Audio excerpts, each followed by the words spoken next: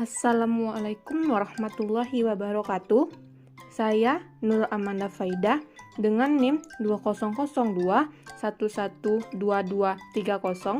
akan menyampaikan tugas individu saya pada video kali ini dengan mata kuliah Manajemen Perbankan dan Lembaga Keuangan lainnya. Dosen pengampun ialah Bapak Rio Mepaung SEMM dari Universitas Riau. Di video kali ini, saya akan menyampaikan sebuah materi yang berjudul Bank Sentral dan OJK. 1. Sistem keuangan dan perbankan. Konsep sistem keuangan. Sistem keuangan dalam suatu negara terdiri dari unit-unit lembaga keuangan, baik institusi perbankan, lembaga keuangan bukan bank, serta pasar saling berinteraksi secara kompleks dengan tujuan memobilisasi dana untuk investasi dan menyediakan fasilitas sistem pembayaran untuk pembiayaan aktivitas komersial. Dalam sistem keuangan, terjadi intermediasi antara yang memiliki dana dan yang membutuhkan dana, transformasi, dan pengelolaan risiko serta penemuan harga pasar. Suatu sistem keuangan yang efisien dan kokoh adalah sistem keuangan yang mampu memobilisasi dan mengalokasikan sumber daya yang terbatas kepada aktivitas yang memberikan tingkat pengembalian yang optimal dan mampu berkontribusi secara penuh dalam pertumbuhan ekonomi suatu negara secara sehat, berkelanjutan, dan seimbang. Definisi bank itu sendiri adalah badan usaha yang menghimpun dana dari masyarakat dalam bentuk simpanan dan menyalurkan dana tersebut kepada masyarakat dalam bentuk kredit atau bentuk-bentuk lainnya dalam rangka meningkatkan taraf hidup rakyat banyak. Kedudukan perbankan dalam sistem perekonomian, yaitu yang pertama sistem perekonomian, yaitu sebagai surplus income units dan deficit spending units. Lalu di sistem keuangan sebagai direct finance or indirect finance, lalu sebagai deposit taker or fund provider. Lalu sistem perbankan yaitu sebagai indirect finance dan deposit taker and fund provider. Manfaat bank. Pertama, pemilik dana mendapatkan penghasilan bunga. Yang kedua, peminjam terpenuhi kebutuhan dananya. Yang ketiga, bank mendapatkan penghasilan dari selisih antara bunga dana dengan bunga pinjaman. Yang keempat, perekonomian mendapatkan mekanisme alokasi sumber-sumber dana secara efektif dan efisien. 2. Bank sentral. Definisi. Bank sentral adalah sebuah instansi atau lembaga keuangan yang memiliki tanggung jawab atas suatu kebijakan moneter dan melahirkan tingkat aktivitas ekonomi yang stabil dalam suatu negara. Bank sentral di Indonesia diserahkan kepada Bank Indonesia. Dasar hukum. Yang pertama, Undang-Undang Nomor 7 Tahun 1992 sebagaimana telah diubah dengan Undang-Undang Nomor 10 Tahun 1998 tentang perbankan. Yang kedua ada Undang-Undang Nomor 23 Tahun 1999 sebagaimana telah diubah dengan Undang-Undang Nomor 3 Tahun 2004 tentang Bank Indonesia. Tugas Bank Indonesia yang pertama, menetapkan dan melaksanakan kebijakan moneter. Yang kedua, mengatur dan menjaga kelancaran sistem pembayaran.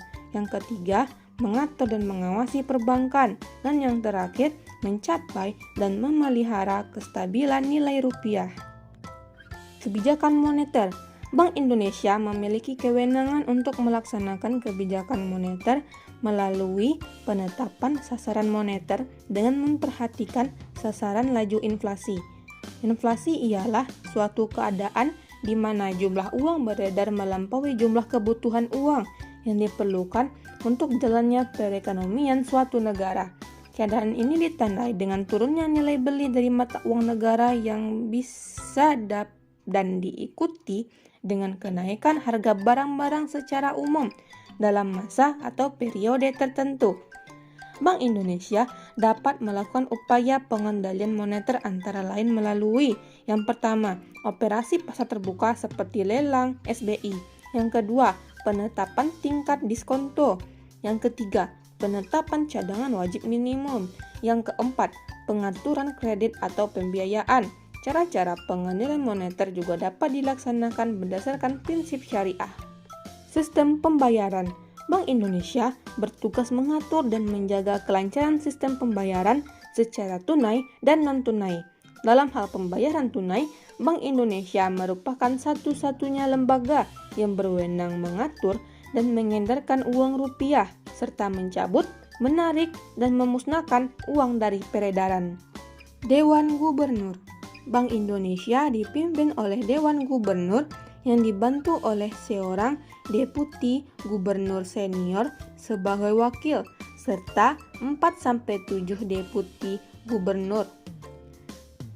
Lama jabatan selama 5 tahun dan dapat diangkat kembali dengan masa jabatan yang sama maksimal 1 kali masa jabatan berikutnya. Gubernur Bank Indonesia, deputi gubernur senior, dan deputi gubernur diusulkan dan diangkat oleh Presiden Republik Indonesia dengan persetujuan DPR. Calon deputi gubernur diusul oleh Presiden dengan melihat rekomendasi dari Gubernur Bank Indonesia itu sendiri. Anggota Dewan Gubernur Bank Indonesia dapat diberhentikan apabila terbukti melakukan tindakan kejahatan, tidak dapat hadir secara fisik selama 3 bulan berturut-turut tanpa alasan, tidak mampu memenuhi kewajiban kepada kreditur, berhalangan tetap, serta bila mengundurkan diri. Yang ketiga, Otoritas Jasa Keuangan atau OJK. Visi OJK menjadi lembaga pengawas industri jasa keuangan yang terpercaya, melindungi kepentingan konsumen dan masyarakat, dan mampu mewujudkan industri jasa keuangan menjadi pilar perekonomian nasional yang berdaya saing global, serta dapat mewujudkan kesejahteraan umum. Misi OJK yang pertama, mewujudkan terselenggaranya seluruh kegiatan di dalam sektor jasa keuangan secara teratur, adil, transparan, dan akuntabel. Yang kedua, mewujudkan sistem keuangan yang tumbuh secara berkelanjutan dan stabil. Yang ketiga, melindungi kepentingan konsumen dan masyarakat. Otoritas Jasa Keuangan adalah lembaga negara yang dibentuk berdasarkan Undang-Undang Nomor 21 Tahun 2011 yang berfungsi menyelenggarakan sistem pengaturan dan pengawasan yang terintegrasi terhadap keseluruhan kegiatan di dalam sektor jasa keuangan. Otoritas Jasa Keuangan atau OJK didirikan untuk menggantikan peran Bapepam LK. OJK diatur oleh Undang-Undang Republik Indonesia Nomor 21 Tahun 2011 tentang Otoritas Jasa Keuangan. Otoritas Jasa Keuangan yang selanjutnya disingkat OJK adalah lembaga yang independen dan bebas dari campur tangan pihak lain yang mempunyai fungsi, tugas, dan wewenang pengaturan, pengawasan, pemeriksaan, dan penyediaan sebagaimana dimaksud dalam undang-undang ini. Lembaga jasa keuangan adalah lembaga yang melaksanakan kegiatan di sektor perbankan, pasar modal, peransuransian, dana pensiun, lembaga pembiayaan, dan lembaga jasa keuangan lainnya. OJK dibentuk dengan tujuan agar keseluruhan kegiatan di dalam sektor jasa keuangan terselenggara secara teratur, adil, transparan, dan akuntabel, mampu mewujudkan sistem keuangan yang tumbuh secara berkelanjutan dan stabil, mampu melindungi kepentingan konsumen dan masyarakat. Fungsi OJK. OJK berfungsi menyelenggarakan sistem pengaturan dan pengawasan yang terintegrasi terhadap keseluruhan kegiatan di dalam sektor jasa keuangan. OJK melaksanakan tugas pengaturan dan pengawasan terhadap yang pertama, kegiatan jasa keuangan di sektor perbankan. Yang kedua, kegiatan jasa keuangan di sektor pasar modal. Yang ketiga, kegiatan jasa keuangan di sektor peransuransian, dana pensiun, lembaga pembiayaan, dan lembaga jasa keuangan lainnya. OJK mempunyai wewenang pengaturan dan pengawasan mengenai kelembagaan bank yang meliputi perizinan untuk pendirian bank, pembukaan kantor bank, anggaran dasar, rencana kerja, kepemilikan, kepengurusan, dan sumber daya manusia, merger, konsolidasi, dan akuisisi bank, serta pencabutan izin usaha bank. Kegiatan usaha bank antara lain sumber dana, penyediaan dana, produk hibridasi, dan aktivitas di bidang jasa.